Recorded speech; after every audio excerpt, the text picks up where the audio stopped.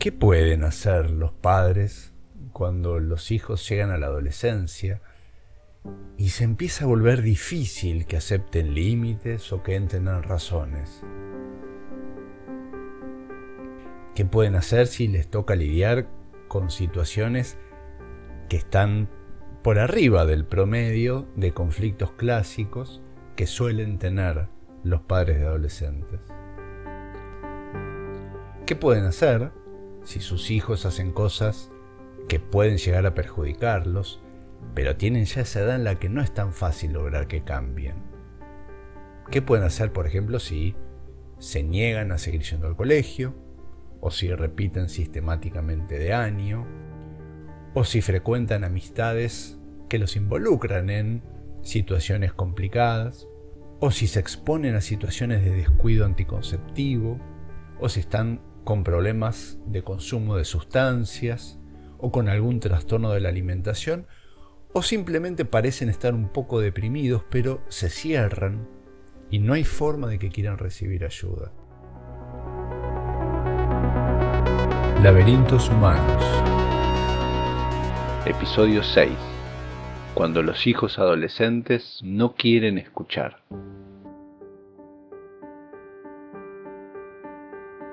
¿Qué hago? Es una de las consultas más frecuentes que plantean los padres. Y desde ya que no lo preguntan por falta de imaginación. Lo preguntan impotentes cuando ya intentaron hablar, explicar, convencer, intentaron retar, castigar, prohibir, hacer la vista gorda, restringir salidas, secuestraron la PlayStation, ya gritaron, lloraron, insultaron, hasta llegaron a golpear. Es decir, cuando ya siguieron todos los consejos de tipo disciplinario, esos que refuerzan la importancia de los límites, y consejos de tipo comprensivo que refuerzan la importancia del diálogo y del amor. Estas situaciones, que suelen llegar a ser desesperantes, suelen tener 4 rasgos en común. Uno es el que acabamos de describir. Nada de lo que intentan los padres funciona. Segundo, que son los padres los que están más interesados en resolver el problema, están más interesados que sus hijos.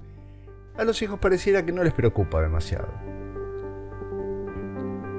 El tercero es que para los padres no está muy claro si esta actitud indiferente de los hijos se debe a que no toman conciencia, o a que quieren dañarse, o a que necesitan imperiosamente oponerse a ellos.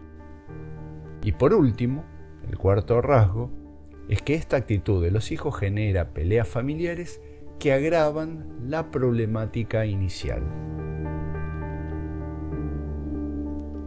A todas estas preocupaciones, además, hay que sumarles algo: la presión social. Llamados del colegio, diagnósticos de médicos, en los casos más extremos, dictámenes de los juzgados, pero sobre todo, sermones y críticas de amistades, de familiares, que a veces toman la forma de: si el mío hiciera eso, vos sabés cómo yo, bla, bla, bla. Por lo que al dolor y al miedo se le suman la culpa y la rabia. La rabia porque de algún modo quedan encerrados en una especie de trampa. Es su responsabilidad cuidar de sus hijos, pero no es algo que dependa de ellos. Y no depende de ellos porque no tienen forma de obligarlos. Sus hijos ya no son niños, en algunos casos hasta tienen licencia de conductor, por lo que solo les queda intentar persuadir, negociar o extorsionarlos, pero en definitiva, la última palabra la tienen los hijos.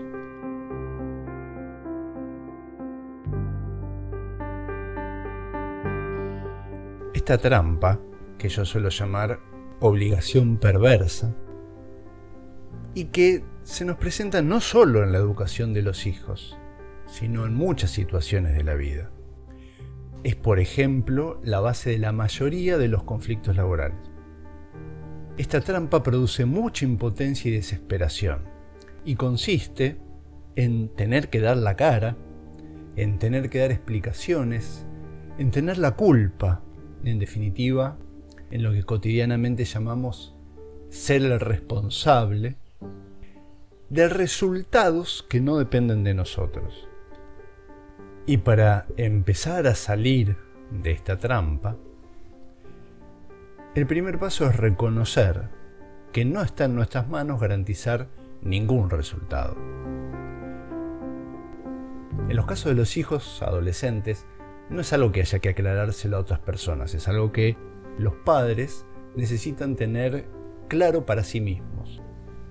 Tener bien claro cuál es el punto tramposo. Y el punto tramposo es que, si la última palabra la tienen los hijos, entonces los padres ya no están a cargo. Y por lo tanto ya no es su responsabilidad. ¿Por qué es importante que los padres entiendan hasta dónde son responsables? ¿Es para liberarse de la culpa?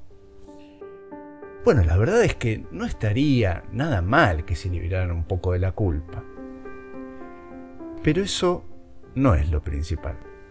Eso, en definitiva, solo les va a dar un alivio pasajero, un momentito de descanso, porque lo más importante es la cuestión de fondo y la preocupación por los problemas de los hijos continúa. Por eso, ante estas reflexiones, es habitual que a los padres les surja como una especie de reacción. Algo en ellos salta casi con indignación y surge el planteo: ¿entonces qué? ¿Lo dejo que haga lo que quiera? Desde ya que no es una pregunta literal, porque en general los padres ya tienen claro que sus hijos no necesitan que se los deje hacer lo que quieran, que ya pueden hacerlo sin ningún permiso. Pero la podríamos traducir como: me doy por vencido y me siento a ver cómo la vida de mi hijo o de mi hija se destruye. Y es una pregunta totalmente válida. Una pregunta que no es necesario responder, porque ningún padre se va a dar realmente por vencido. O casi ningún padre. Por eso mismo es necesario entender quién está a cargo. No para que se desentiendan diciendo: no es mi culpa, ya no me afecta, es su vida, que haga lo que quiera. Esa es una pose que ningún padre logra sostener mucho tiempo, por suerte. Es precisamente porque tener claridad sobre cómo está funcionando la responsabilidad en ese vínculo sirve para manejar con más lucidez, con más timing, la dinámica familiar. Porque el verdadero problema no es que los padres ya no estén a cargo. Eso en sí mismo no es ni bueno ni malo. El problema es que ni los padres ni los hijos lo sepan.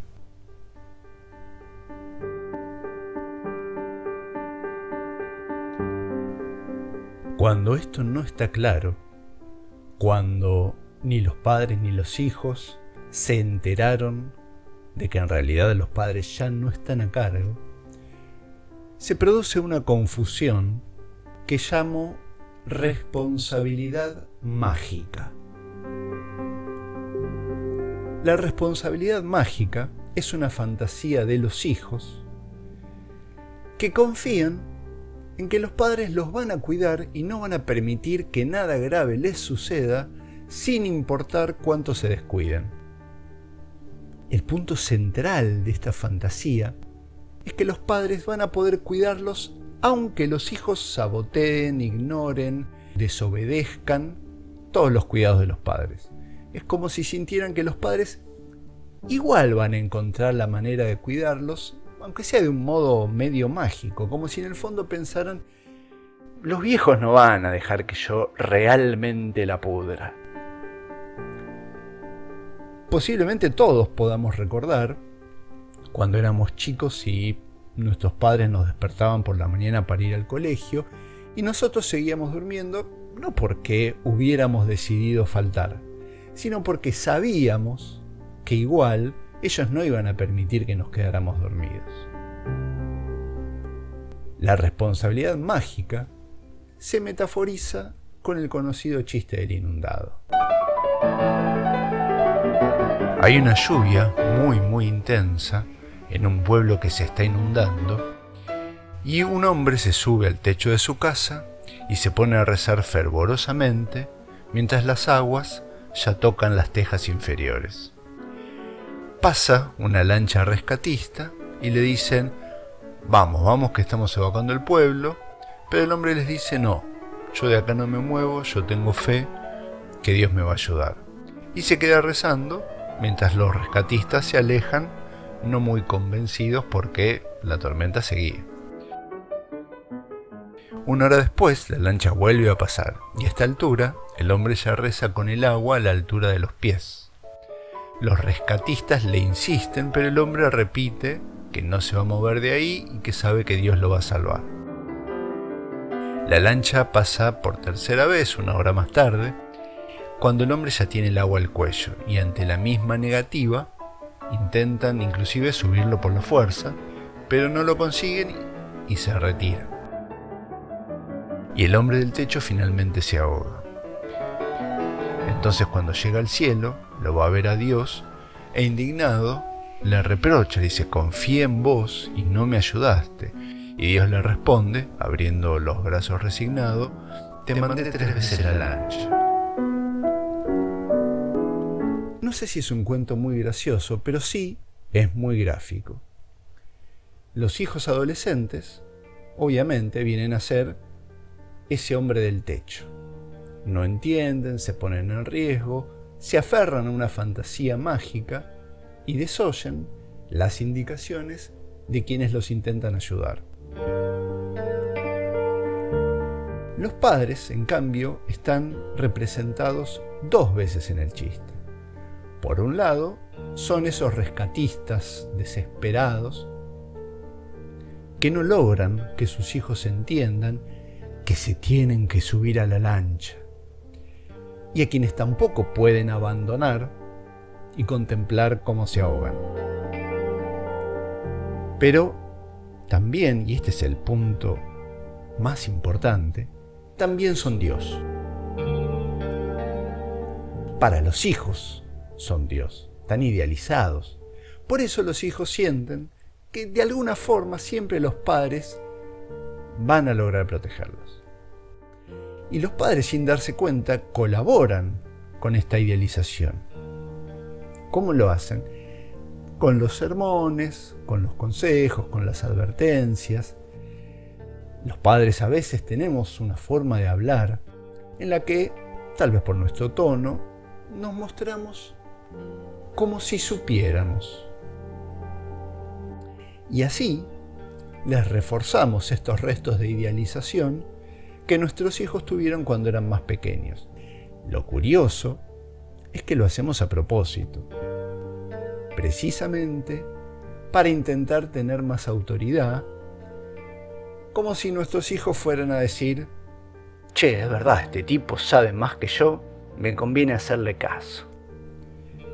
Entonces chapeamos, hablamos de nuestra experiencia, hablamos de todo lo que aprendimos a partir de nuestros errores, les decimos que no queremos que cometan las mismas equivocaciones, o los apabullamos mostrándoles que sabemos mucho más de la vida, que no tenemos tantos años para nada, y a la vez, con nuestra insistencia, con nuestra angustia, inclusive con nuestro amor, les mostramos que obviamente para nosotros es un asunto muy importante y que estamos inclusive más preocupados que ellos. Es decir, que a nosotros nos interesa asegurarnos de que las cosas terminen bien. Y ahí, sin que sea esa nuestra intención, les terminamos de redondear esta fantasía. Todas estas buenas intenciones de los padres terminan generando una contradicción. Es como, imaginemos que en el chiste, la voz de Dios bajara a través de las nubes y le hablara al hombre del techo. Y le dijera: por favor, subite a la lancha que yo no te voy a poder ayudar. Bueno, ese mensaje sería contradictorio, porque al decirle eso, Dios le estaría confirmando que sí existe y le estaría confirmando que sí está muy comprometido a ayudarlo. Por lo que el hombre del techo, en un espíritu adolescente, podría decir: ¡oh, qué hinchapelotas este tipo! Quiere que me suba a la lancha, a él que le cuesta rescatarme deteniendo la tormenta. Las situaciones de responsabilidad mágica de la adolescencia forman una transición que tiene algunos riesgos, porque los hijos pueden, sin saberlo, anular o desactivar la protección de los padres, pero aún no toman conciencia de que si lo hacen, deberían reemplazarla por un autocuidado. Es una transición donde los padres ya no pueden obligar a sus hijos a subir a la lancha. En algunos casos no quieren pagar los costos de obligarlos, pero aún los hijos no se sienten lo suficientemente solos como para sentir que tienen que empezar a pensar cómo van a cuidarse.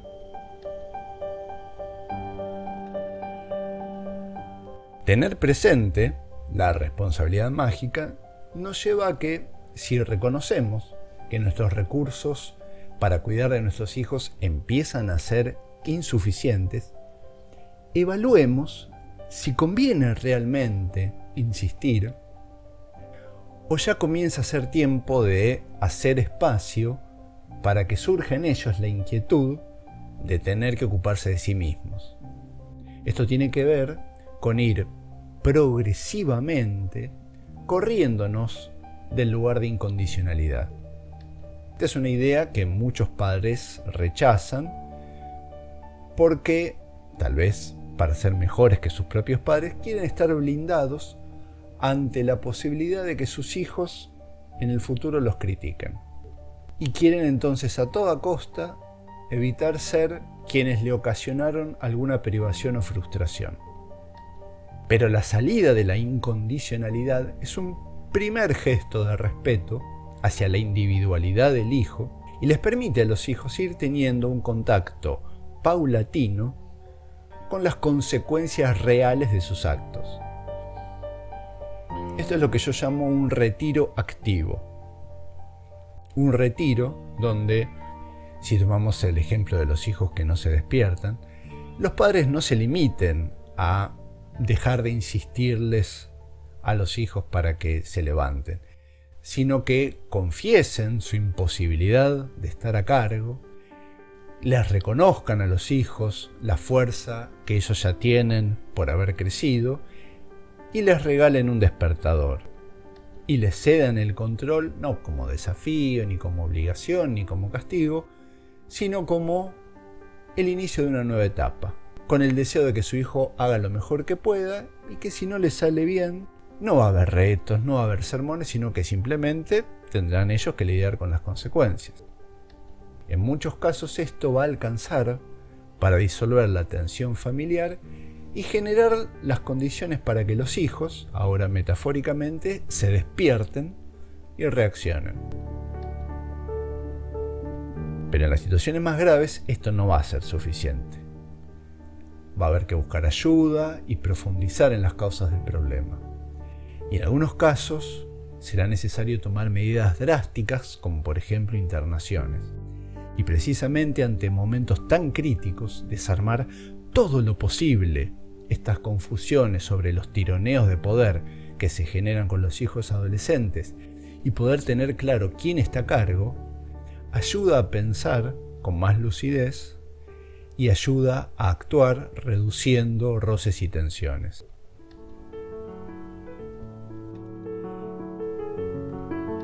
Y tanto para las situaciones graves como para los conflictos cotidianos con hijos adolescentes, hay otro movimiento que también ayuda a que los hijos pasen de la responsabilidad mágica a asumir sus responsabilidades. Y este movimiento es asumir que no sabemos. Es decir, tal vez sepamos más que esos muchachitos inexpertos, pero realmente, en el fondo, no tenemos muchas certezas sobre la vida y sobre el futuro. Tampoco necesitamos ser poseedores de la gran verdad para poder sostener decisiones con las que nuestros hijos no están de acuerdo. En algún momento los hijos cuestionan, ¿por qué tengo que hacer esto? Y no es que cuestionan el sentido, que sería lo de menos, y está bien porque a nosotros mismos nos puede servir mirar críticamente las cosas que les indicamos hacer. Sino que en realidad la pregunta es solo una descalificación, una forma más civilizada de decir lo que me pedís que haga es una estupidez. Algo que a veces igual dicen explícitamente. Y ahí nuestra reacción es buscar autorizarnos en un supuesto saber. Un saber que en realidad no tenemos y que igual nos toca tomar decisiones. Porque las decisiones no las tomamos por saber. Las tomamos porque esa es nuestra función como padres. Al menos hasta que tienen cierta edad, nuestra función como padres nos obliga a tener que tomar decisiones para guiar a nuestros hijos, a pesar de que no tenemos ninguna garantía y a pesar de que solo tenemos la esperanza de no estar equivocándonos demasiado. Si podemos sostener nuestras decisiones desde ese lugar, entonces a nuestros hijos les va a resultar un poquito más fácil entender que en realidad no tenemos mucho más que esa humilde lanchita. Este movimiento también nos sirve para mirar nuestra propia vida de un modo más amable y también para mirar nuestro rol como padres de un modo más humano.